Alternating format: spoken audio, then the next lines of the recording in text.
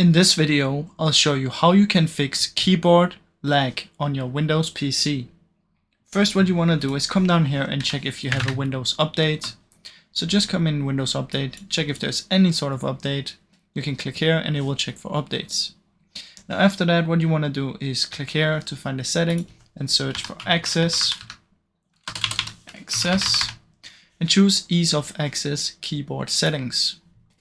Now once you're in the keyboard here, what you want to do is you want to find use filter keys and make sure you have turned this off.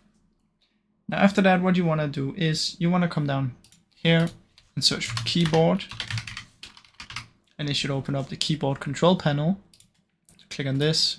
In keyboard properties, what you want to do is find repeat rate and make sure it's on fast and not on slow. After that, what you can do is come down here, search for device manager, open it up, click on keyboards. Now in here you should be able to see all your keyboards. This is the one I'm currently using. But if you don't know which one is yours, you can simply right click on it and update driver for all of them. But if you know which one, simply just click on it, update driver, and let it update. Now if it's still slow, what you can do is right click on your keyboard, uninstall device.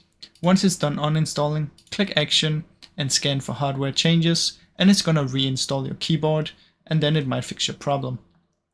Now I really hope any of these helped fix your issue. If they did, please leave a like and subscribe, as it helps me out a ton. Thank you so much for watching.